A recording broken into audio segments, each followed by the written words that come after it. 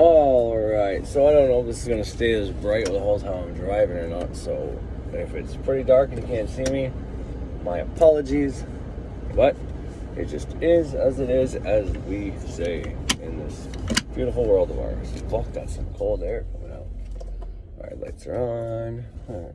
So, I just put out a almost 40-minute video there, a few hours ago, and then I passed the fuck out for the rest of the night so far, and just kind of woke up just now trying to get my baby to sleep, and she just fucking, mom was downstairs, mind you, the whole time. It's not like I was alone with her. So before you start saying bad parent, I was up there to kind of help her fall asleep since I was already kind of sleeping. Mom went downstairs to watch TV or whatever bullshit she was trying to do, probably watching TV, and have some alone time since she's watching the baby the whole time I was sleeping, trying to get over my 12-hour shift yesterday. And yeah, she just sat there quietly pretending to read a book for a little bit, playing with her toys for a little bit, and then she asked for TV, so I turned on her laptop, which is probably not the greatest parenting, but, you know, whatever. And, I mean, if it was all TV for, like, the fucking amount of time she was there, then I'd say, you know, you got a case. But she watched TV for about an hour, and then I turned her back off, because especially a child that young shouldn't have it. I think it's like an hour a day kids are supposed to have TV, where, like, I made an episode a long time ago, I had to force my kids to do an hour a day of fucking artistic, creative shit. And the rest of the day they play games and fucking watch TV, and that's the life of a child. These days, it's the fucking reverse, and it's terrible, but at least by me making them do an hour a day of something creative is better than most kids not doing any. So before anybody wants to judge me for being a bad parent, well, look at your own goddamn parenting skills. But anyways, there's one of those emotional ties I got, and boy, if you're going to have an emotional reaction to something, it should probably be your child's health and future. So it is what it is. Anyways, so the video I posted was about, I titled it something like, we're all creating reality, and what happens when we're all creating reality together. During that video, I was talking about a multitude of things, all circling the fact that we create a reality, and however you want to look at that, whatever shape or form, however you want to believe it. But when you break down, because it's easy to say we all create a reality, but you have to break that down and ask yourself how it happens. It doesn't matter what people are telling you. It doesn't matter what what all the different religions say. It doesn't matter, none of that. You need to figure out for yourself. Now, you have to take in the base information, whether you do law of attraction shit, or whether you're doing a magical curriculum, following some Norse shit, doing some witchcraft. It don't fucking matter. But within there's going to be a way that they tell you how to make stuff happen. If it's witchcraft, you're going to be doing spells within a circle. Ceremonial magic, you're going to have to do fucking your initiation phase for a year, which is kind of similar to the year and the day you do in witchcraft, of just doing certain practices to help get your mind back, depolarize yourself.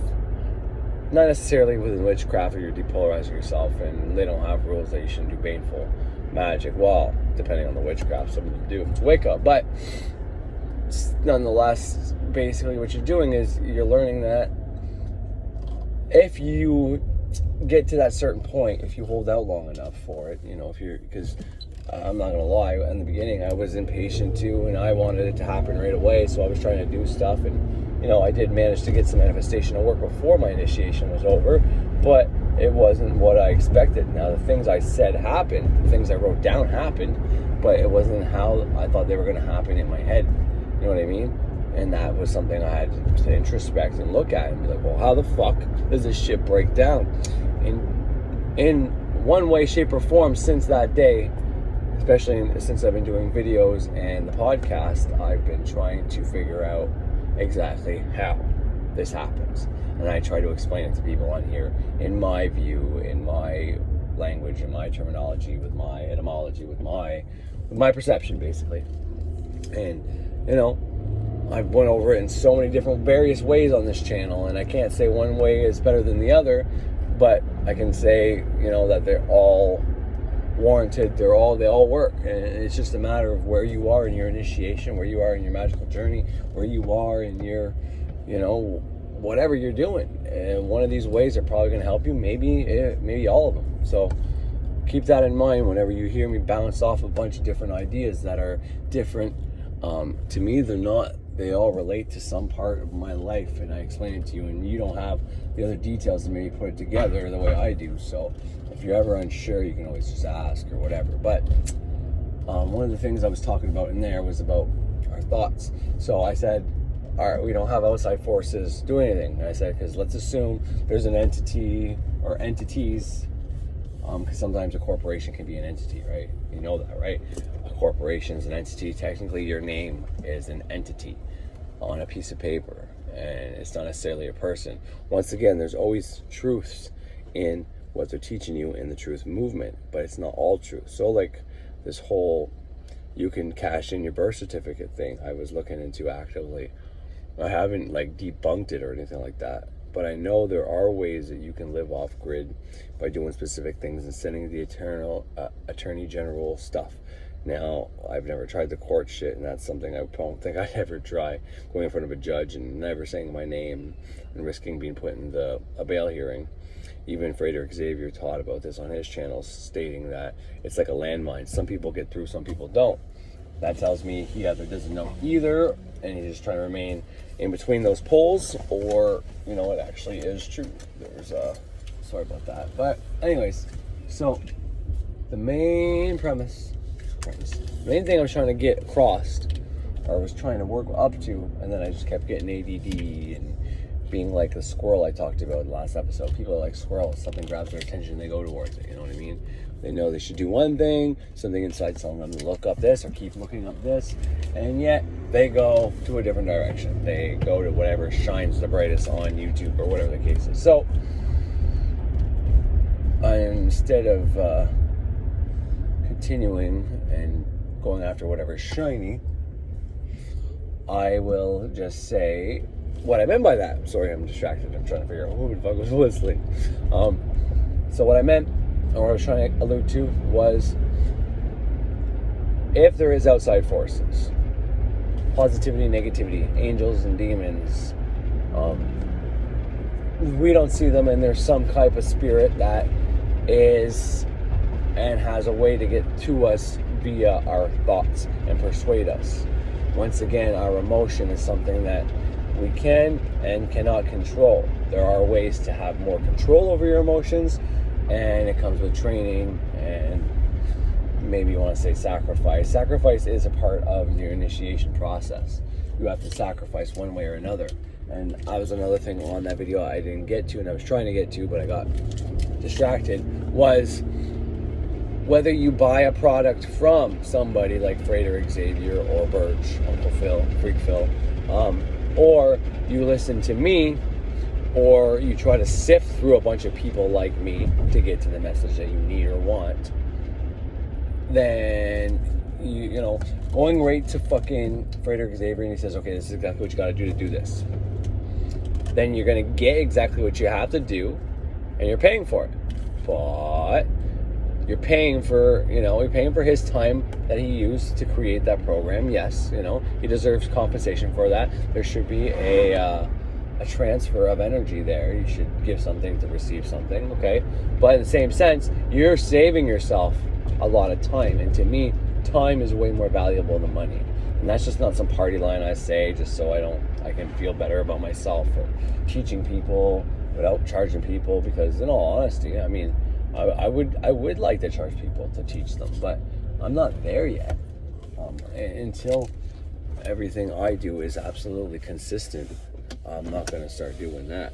Now, I know how to manifest for myself, but the time it takes and stuff like that, I'm a magician for hire to a specific number of people that know about me, but it's on a whole other premise and a whole other way. And if somebody did want to contact me and hire me, then that'd be a whole different thing. I'd have to work out with them and explain stuff to them. So to just come on here and charge for what I'm saying now is obviously not something I would charge for. All right, so I don't remember exactly where I am. So if I repeat something or I leave something out, I will check it later and fix it. But watching someone recently who said, if you teach something and you're not getting an exchange of energy for it, whether it's a nickel or a coffee. It doesn't matter. There has to be an exchange for the information. Something that they sacrifice for, and money is one of the lowest forms of sacrifice, but it's symbolic of that energy exchange on the mundane level, I guess, is what he was trying to get at. That does make sense. But in my opinion, and when it comes to me, first and foremost, I'm probably not a spiritual teacher, although that is the aspiration to one day be. And this is kind of like the introduction to maybe a career in the future to be a spiritual teacher. But at the moment, I am just following gut instincts, intuition, and hopefully helping others come to the same realizations that I have, and maybe lead others to the same people that have helped me. Because the information I received from Frater Xavier and Freak Phil, their free information they give in online, and even people like Thunder Wizard and Greg Braden and Joe Dispenza and Bruce Lipton, these guys that are spiritual people that are also PhD, Dr. Eds,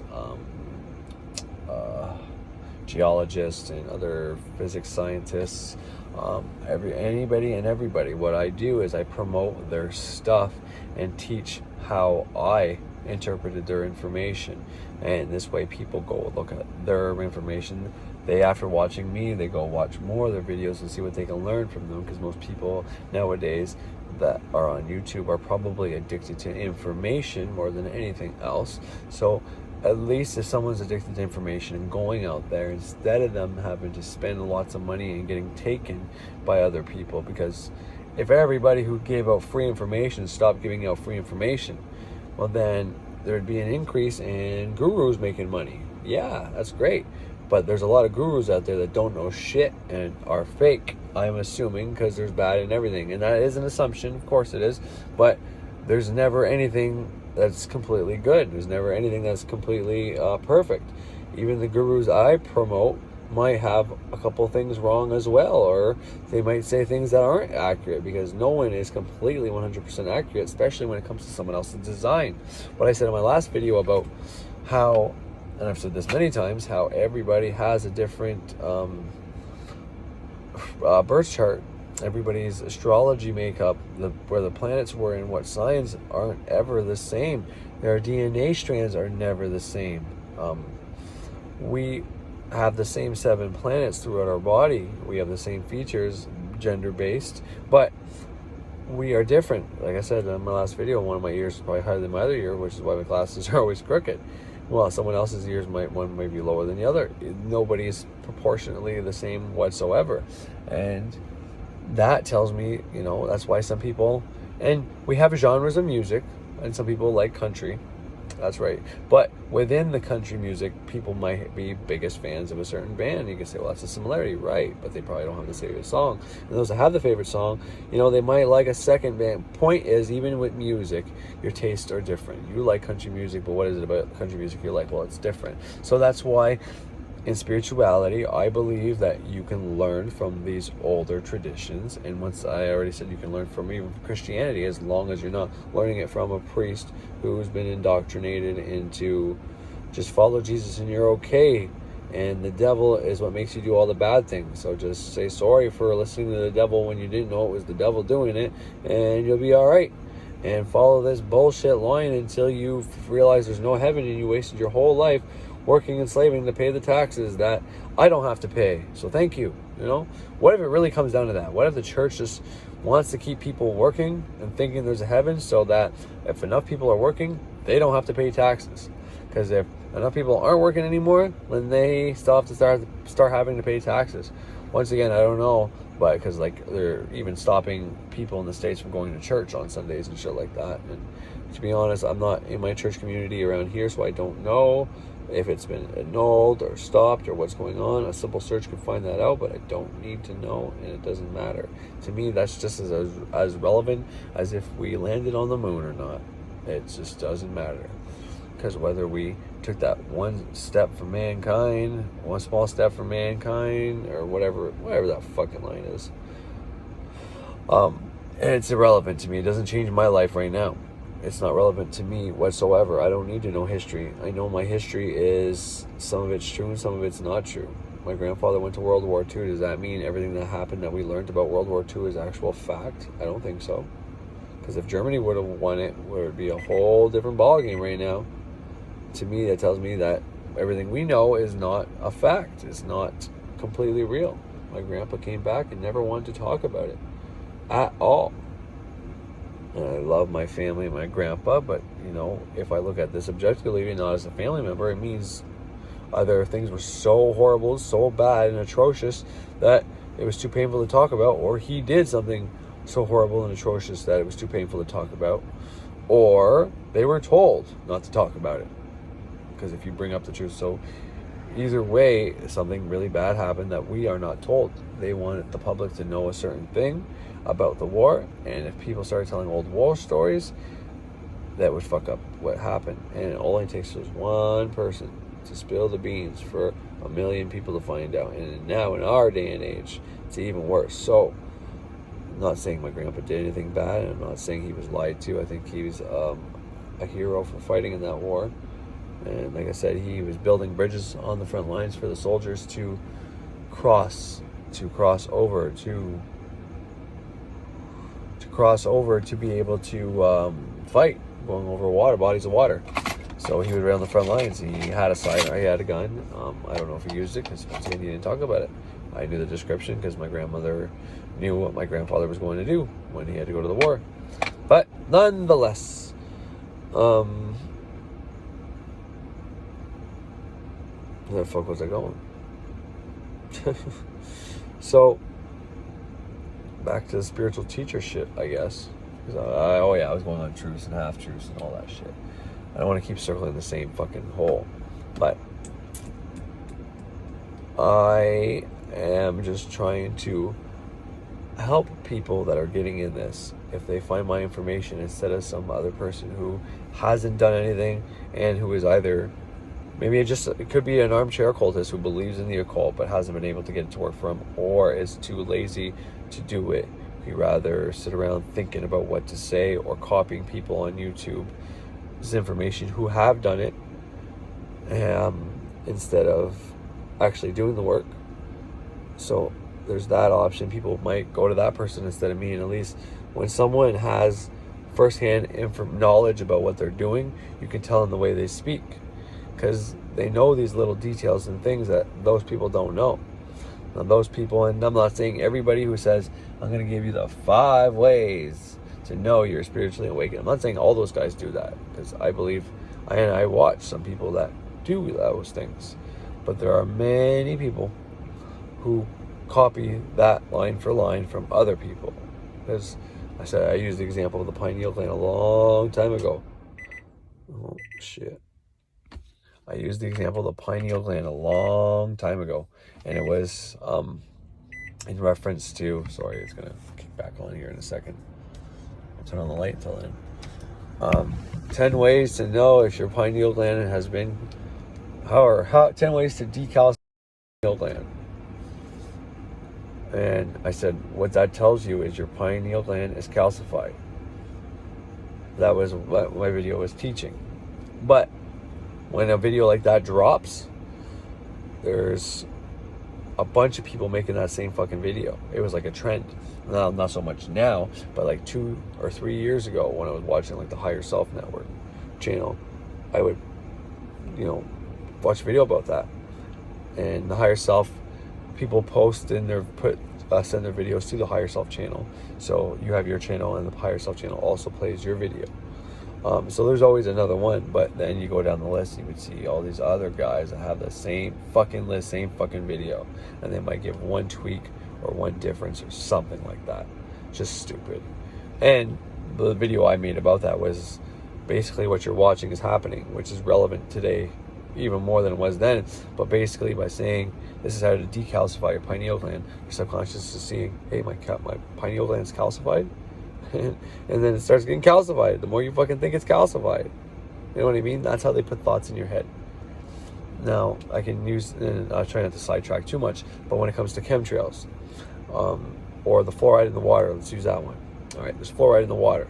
So let's say the government put fluoride in the water because they wanted to calcify our pineal glands to keep us away from spirituality. because if our pineal gland is open, then we're going to have lots of dreams at night that might speak to us, might help us awaken, and we have more chance when we meditate to use our pineal gland to help activate and wake the fuck up and hear stuff. The pineal gland is definitely a big fucking part of the brain when it comes to spirituality. Your third eye, it's called that for a reason. But so they want to calcify our pineal glands. Let's say that's the real reason. I don't believe that, but let's say that's the real reason. They add fluoride to the water, and fluoride in toothpaste, and fluoride in everything, okay? Let's say that's the real reason. And let's say, fuck, it wasn't working. People didn't know what fluoride was. People weren't looking at the fact that the fluoride was in these things. And, you know, people, whenever they did an autopsy, they noticed that people's pineal glands, maybe a little calcification, but not much. What the fuck's going on? How come this isn't working? And then maybe they came into the realization that, well, what if we tell people we did this? And what if we tell people that when you calcify your pineal gland, it fucks you up spiritually? And you have to do things to open it up. That maybe these things that you do to open them up helps close it even more. Who knows? So then when they start dropping these videos, it's a spiritual community, quote unquote, telling you that the man calcified your pineal gland, the man is bad, and this is how you clear it up. But they focus more on the fucking man who fucked up your pineal gland. And what does that do? Well, you watch that over and over again, you start talking about it, you start telling people about it, and you're slowly calcifying your pineal gland. Telling your body, oh shit, this is why my pineal gland's calcified. This is why. Your subconscious is eating it up. It's not good for you. Put that in the scope of all this fear-based media, anything out there to scare you and tell you that the world sky is falling and all this other shit. That's how bad this shit can be for you. And that's what's going on with coronavirus. You don't want coronavirus, turn the shit off. Simple as that. I don't know if you're going to get coronavirus or not. I don't know if wearing a mask actually protects you from it or not. I know a little bit about the breath, carbon dioxide intake, about restricting oxygen, about not breathing right, about how the brain and your nervous systems work, and what happens when you activate the wrong nervous system when it comes to your immune system. I know all that, and that's facts. That's peer reviewed. That's working models. I'm using all of that shit. It's all written down, but people don't know about that stuff. So am I causing a disservice by telling people this shit? I could be. Maybe I shouldn't be. If I'm telling people by wearing a mask you're going to get sick, they start wearing a mask and start getting sick, is that my fault? Or is that the fact that they restricted the oxygen? I don't know. I hope not. But this is where this road leads. It can turn anything that has good intentions into malevolentness, harmful shit, acts, and deceptive behavior whenever you're meant to be not deceptive. So let's go back onto the sacrifice thing, because that was just a big rant about nothingness that basically made me feel like a pile of shit. but you sacrifice when you do your initiation, one way or another. My marriage had sacrifice, and we had some turbulence and all that, but it was needed. It was necessary. Everything I had to go through to get here was necessary. Anybody who doesn't follow me and knows I work a job now is going to think it's bullshit when they go on my YouTube channel and it says that I am a single dad and I manifest a 3-year stay-at-home dad. And I manifested that and I got a house and 2 cars. They're going to think I'm a liar, but it's not the case. I got to switch that video out though, mind you. But that video was made when I had done that. I had manifested 10 grand when I got fired from a job. How do you get fired to get 10 grand? You tell me how the fuck that happens. And at that time, my job was doing that to people they wanted to let go. So yeah, okay, coincidental. I was the last one to get it though. No one had gotten it after me since. But there was more to it than that. They didn't want to fire me. They wanted me to switch shifts and a whole bunch of other bullshit. But there's no point in going down those roads again. But all this to say was I wrote something down not that long before that. But I was in a dark place. I was trying to be coming into a light place. This is when I was going through arguably my Saturn initiation phase. And I was trying to get the fuck out of that place. But I didn't want to lose a $20 an hour job. And here in my hometown, the cost of living is pretty cheap. So $20 an hour goes far. places like Ottawa, you know, their minimum wage starts probably at like $17 or $18 an hour, whereas here I think it's $16 an hour. But so $20 is $4 above that, and now it's more like 22 is what my mom is at, still working there 2 or 3 years after I've left. So I didn't want to just leave that job. And you know, my wife, like I said, I was not really telling her I wasn't even into magic at this point. It was law of attraction and fear-based media I was consuming. I was trying to have some type of balance between both of them. If I was going to watch a lot of fearful stuff, I had to watch a lot of good stuff. At the same time, just like if you're going to eat junk food, that's fine, but you better eat some healthy food at the same time, at the very least. Can you eat all healthy food? Sure. But, you know, you ever come into contact with something that you're not immune to, then something bad can happen. I do believe that if meat is something you think is bad, you still might have to eat meat a little bit. And I don't like saying that because I don't believe in what we're doing, but you know, catching your own fucking fish and cooking it up, not the end of the world. And then this way you're going to intake a little bit of mercury into your body, and this way it'll help you fight against that, because mercury is one of the hardest things to fucking, for the immune system to digest. But if someone decides to drop it in our fucking water a little bit, and you don't eat any meat or anything that has that shit in it, then eventually that could fuck you up. And you could be like, what the fuck? I'm so healthy. How is this happening to me? I'm doing everything right. Well, that could be why. You know, I think it was Alan Watts. He had this one talk about when people went and saw their gurus and all that. They met the guru and they found out he smoked and was having sex and swore, and when he got upset he'd have a little temper tantrum and then it'd be over with. And they're like, what the fuck? We flew all this way to India to fucking see this guru, and he's nothing but a fucking fraud or a fake or just as bad as us. And you know, his answer was basically like, if I didn't have those little things, first of all, I wouldn't be human, and second of all, you have to have those little things, because none of us is going to be that holy God sitting up in the sky that people make us out to be. But to be human is to have all these things and know the balance that doesn't harm you, and knowing that doing a little bit of something bad stops you from going full tilt. Because if you try to suppress it, like I always say, it's just going to manifest eventually at some point. So instead of suppressing it, you actively accept it, deal with it as it comes, and every time you get better at dealing with it. So, but anyways, back to the sacrificing thing. You sacrifice your time, you sacrifice your life, you sacrifice. Time to me is worth way more than money. Money I don't give two fucks about. And that's benefited me a lot because I always have money now. Not to fucking like, my goal is not to be a rich fucking wealthy fucking prick or an asshole. But I got enough money that everything is met. My bills are met. My kids get what they want within reason. Obviously kids want, but no, you know, you work for shit and you'll get shit. If you're lucky in life and you get a really good paying job, well, you're just going to want better shit. And if you get better shit now, then we're just setting you up to fail. So work for what you want, and, you know, actually earn it and feel pride about getting it, because while it's just buying you something you want, will never fulfill you. It'll never, ever, ever fill you, because even you working for it and you get it, you're going to get more joy in working for something and being proud of yourself that you were able to save and get the thing you wanted than actually the joy that thing can get you.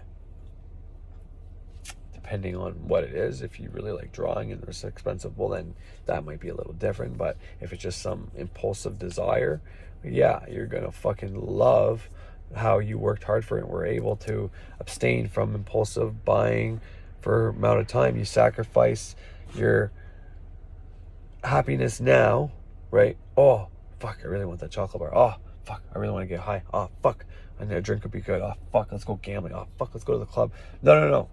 Sacrifice the now, and you save for later. And then when later comes, you got more, so you can get more. But then when that day comes, there might be something bigger you want. This is how impulsive desire fucks you over. Because even if you keep saving, and all of a sudden you get to that million, and you buy whatever you want, and you think you're set, it's like, well, this is fulfilling as it was. You're never going to get what you want, but you're always going to get what you need. And especially if you move those goalposts. you become in the middle, depolarized. When, yeah, it'd be great to be rich, but fuck, if I'm poor, then that's okay too. You know, you don't give a shit. And when you're grateful for everything you already have, you start getting more. I know that sounds like some fucking hippie new age thing to say, but it's the truth.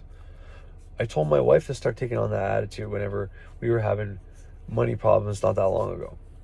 And I knew, I don't know, I was suspecting that I needed to start doing money magic again. But I didn't. Well, I did for a few things, but for the most part, I was doing magic to help her. I never wanted to do magic to help her or just do anything, but I decided to change myself within the inside to affect her. And it was happening, but not as quick as I liked it to, because we'd have these breakthroughs where she'd say, I did what you said, I thought about it, and nothing happened. And then like the next day it would happen. It would be fucking so cool. It's like, well, babe, there's this hidden rule that whenever you let it go, stop thinking about when it's going to happen, it happens. And this guy, Freak Phil, says there's another rule that, or this is how he explains that same rule, is sometimes whenever you claim it's not worked, it's done, it sucks, that's when it happens. And you know, that's how it would happen. Or she'd come in the house excited, be like, hey, I kept thinking that I wasn't going to get my money in time. I said, no, I'm going to get my money today. And she kept saying that over and over again. And then boom, she got the money and she'd be all happy. We kept getting extra and extra and extra because she was finally happy with her circumstances. She would get more. But, you know, we'd have these little breakthroughs like that and it was going great. But then ultimately it kept going down. And then when this coronavirus thing hit, I was a little worried. But this coronavirus thing really helped her see through the bullshit. Because, I mean, she works for the government. She talks to people all over the place. She even talks to the old people that are apparently getting sick more than anything. And, you know, I don't want to say this because I don't like starting conspiracies or anything like that, because, you know, there's enough out there for the, but what if the old people are getting blamed for coronavirus because old people are the people that is the part of society that dies the most? People that are elderly have, unfortunately, more disease. They have more natural deaths. They have more accidental deaths. They have more in every one of these things. Even when it comes to the cars, sometimes they create a lot more accidents. There are some groups, though, that are just as much as them, if not more. But you can check these facts out if you don't believe me. And some of these stats might vary which country you're looking in and all that. I look at my own, right? But they are the age group that dies the most. So what if they really are just assigning coronavirus to every single person that dies, and it just so happens that the vast majority of people that die are old people, just like the majority of people born are babies. I mean, it's always babies that are born, but that's just like, if we had a perfect world, it would be only people at a certain age died of natural causes. But we don't have that perfect world. We have a world where people are the evil that we assign to demonic forces. And if you don't believe me, go look at your history books. Go look at everything that's ever happened that is bad. And you can say, well, what about natural disasters? Well, it's natural disasters. Those things are bound to happen. Those things have to happen. And more importantly, they probably happen because of the things we do and try to manipulate that we shouldn't manipulate. But anyways, I digress on that. But the sacrifice you do when you start your initiation is you have to put your time into yourself. It's not easy to meditate or learn how to meditate. And if you have, even if you don't have an ADD like mine, like the one I have. Sorry, like mine. I just meant like M-I-N-D, like M-I-N-E. But anyways, it's hard to calm your mind down and do meditation. It's hard to get past all the programming and bullshit that you have to get past when you start doing ritual magic and you start having to do the pentagram rituals and stuff like that. It's not easy. None of this shit's easy. Having to hide all of that, having to intake so much information and keep it to yourself, none of this shit is easy. It's a big sacrifice all on its own. You have to sacrifice. You're taking a gamble. Are you with somebody willing to accept that? Are you with somebody who's willing to or who's going to leave you when they find out you're into this. You know, there's a lot of sacrifice that goes along with this. Your time is the biggest one. And the things you start learning and knowing and realizing and still having to do the regular stuff, it's hard. Breaking programming. When you start breaking programming, you start crying for no fucking reason. I've done it many times. I do it still to this day when shit happens. It's incredible. Sometimes when information comes in, it's like, wrong place, wrong time, please. Don't do this right now. But in the middle of work, fucking talking to somebody, something starts happening. It's like, holy fuck, here it comes. I gotta walk away or hide my eyes, you know? Shit is fucked up. It's a big sacrifice all on its own. And everybody can do it by themselves. Now, I don't want to come out and be too blunt, but I know when gurus want people to learn under them, they start bashing people giving stuff out for free. And, you know, it just is what it is. They're protecting theirs, and I get it. But if you're not offering something more than I offer, then why would people come to me instead of you? You know, and all you have to do is step up what you're offering and do better things and think outside the box, you know. But there's a lot of sacrifice in this, and it's not for everybody. And you can't be half in and half out. It's either one or the other, and you got to make your choice. Because if you don't make your choice, you're going to have it hard for a while until you either ultimately make that choice. So you got to commit or not commit. You can be an armchair occultist and just pretend for a while, but it's not going to do you any good. And I would say, if you're not going to take up writing, especially when thoughts start floating in all the time, where it's like channeling basically, then you need to start recording it or YouTubing it or podcasting it, because you're going to speed up your learning tenfold. Now, someone asked Jordan Peterson, how can they help themselves? What if there was one thing they could ultimately do to make themselves a stronger all-around person? What would he suggest? And Peterson is semi-spiritual, I'd say, but he's not very spiritual. He's not into magic or anything like that. And he said, start writing, reading, and then writing down what you have to read about. He said, and he said it about his, also when he comes on stage or he does podcasting or whatever he does, he said, when you write, it structures your thoughts together. So you have all these random thoughts in your head floating around. One comes, you think about it for a while, it's great. It goes away and you might not be able to remember it. Whenever you're, what was that good thought I had? You knew you had a good thought, but you can't remember what the fucking thought was. It's like, but when you write, you put everything together and you remember it better, and somehow all the thoughts you had start making sense. But before that, it's not the case. None of it makes sense. And the more you read, more you write though, period, but the more you read and write, the more intelligent you become, the better you intake information, the better you can put things together, the better you can correspond. He's like, it's the equivalent of an automatic rifle versus a sword. If someone has a sword, and if someone comes to a fight with a sword who, barely writes and reads, but they think they're pretty intelligent because they went to this school, and you are somebody who knows all the same information they have plus extra information, let's say, and you read, write, and articulate, well, you got a fucking machine gun. You know what I mean? And he's like, you could even say that just about people with the same information. If you read and write, you're going to put it together better than them. That person's going to know what they read, but if you're writing it, you're going to be able to put shit together and come up with correspondences, and people are going to gravitate towards you if you're trying to influence the crowd. And he's like, you're going to be more well-rounded, because when you write, more ideas come to you. And it's the same as speaking. When you write, it's just like you're speaking to yourself. Writing, to me, is a form of channeling. That's why it's called automatic channeling. People want to say debunk and it's automatic channeling, bullshit, blah blah blah. No, that's bullshit. It's not. It is. When you're writing, what are you doing? When you are writing the thoughts down in your head, and then you read it after, or you see it after, your subconscious is also seeing what you want.